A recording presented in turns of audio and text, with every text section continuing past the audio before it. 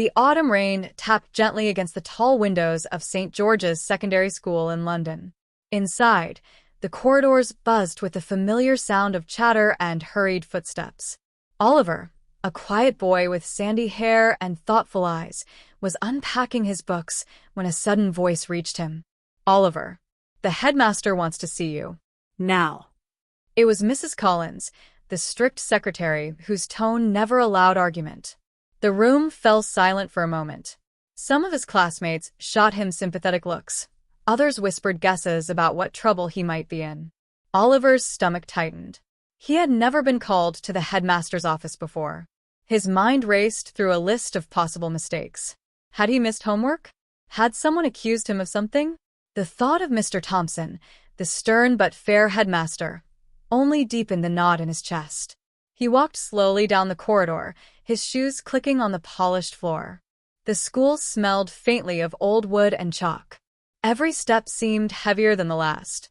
Passing the library, he caught sight of the rain-soaked streets of London outside, red buses gliding past puddles, and people rushing with umbrellas. When Oliver reached the heavy oak door marked Headmaster, he paused. A bead of sweat trickled down his temple. He raised his hand and knocked softly. "Come in," came the deep voice from inside. Oliver pushed the door open and entered the office, lined with tall shelves of books and an old grandfather clock ticking steadily. Mr. Thompson looked up from his desk, his sharp eyes fixed on Oliver. "Sit down," he said, gesturing to the chair opposite. Oliver sat, heart pounding, waiting for the inevitable lecture. Mr. Thompson folded his hands, leaned forward, and asked in a calm, yet serious tone, "Oliver, is your bus stop still number 67 near King's Cross?" Oliver blinked. Of all the questions he had expected, this was the last. Oliver stared at Mr. Thompson, unsure if he had heard correctly. "Yes, sir. It is still bus stop 67. "Why?" The headmaster's gaze lingered on him, as if weighing whether to reveal something more. Finally, he gave a short nod. "Good. That will be all." Oliver blinked again. That was it. After all the dread, after imagining detention or expulsion, he had been called in just for that question. He stood slowly, trying not to show his confusion. As he turned to leave, Mr. Thompson added, "Make sure you are careful on your way home." Those words echoed in Oliver's mind as he stepped back into the corridor. What could possibly be dangerous about a bus stop? The laughter of a group of boys at the lockers snapped him out of his thoughts. They looked at him with curious eyes, expecting answers. But Oliver said nothing. He walked past them, his mind racing with unease.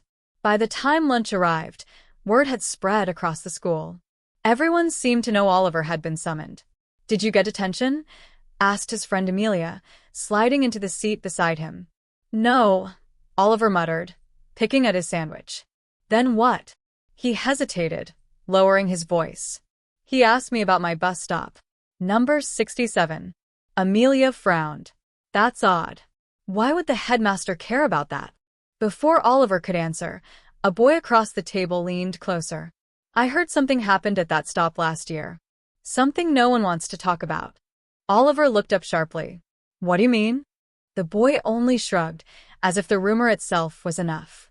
But his eyes held a glint of mischief mixed with fear. That evening, as Oliver rode the number 67 bus through the glowing streets of London, he could not stop thinking about the rumor.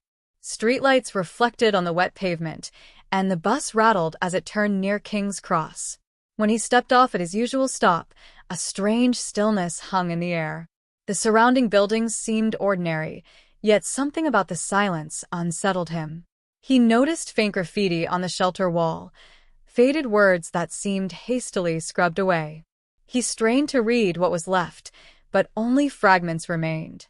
At home, Oliver asked his mother carefully, "Mum, did anything ever happen at bus stop 67? She froze for a moment, her eyes darkening. Then she forced a smile. "It's just a bus stop, Oliver.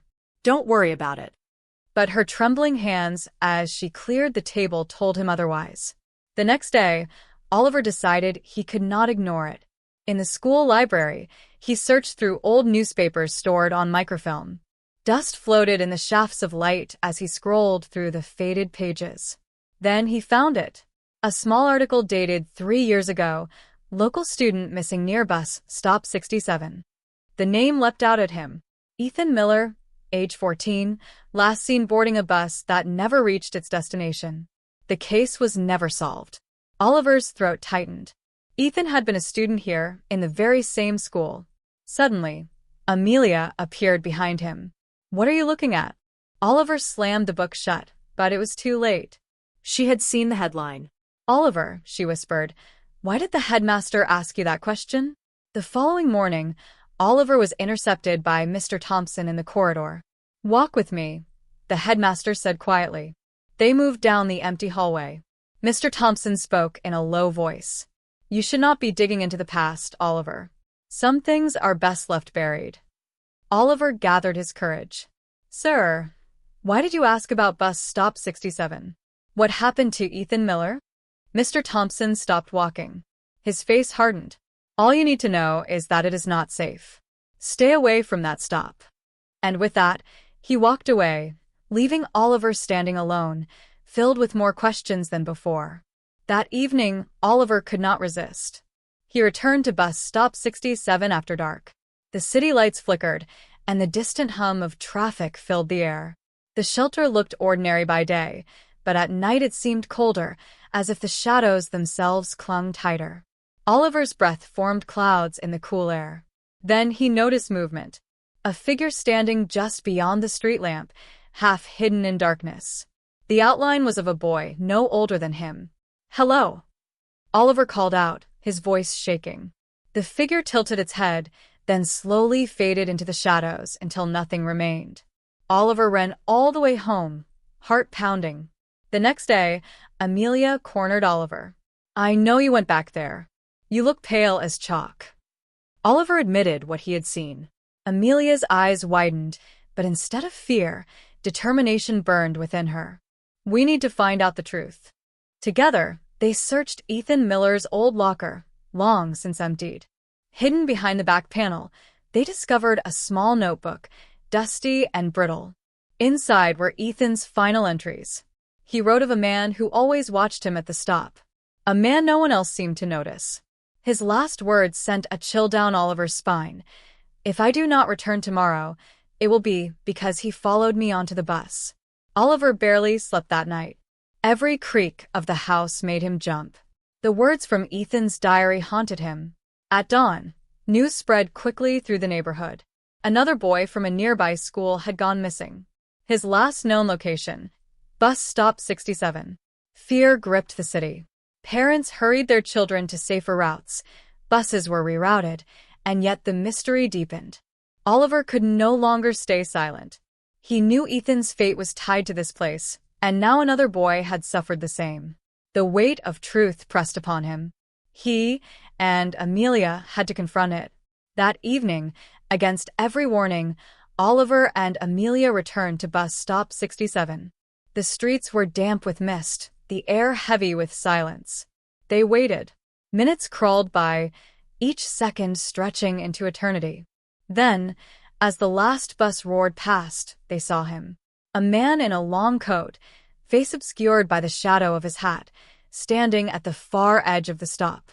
He did not move, yet his presence was suffocating. Amelia clutched Oliver's arm. "That's him."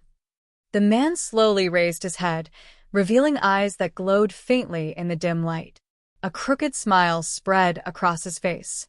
And with that smile, the mystery of bus stop 67 was no longer a rumor. It was real.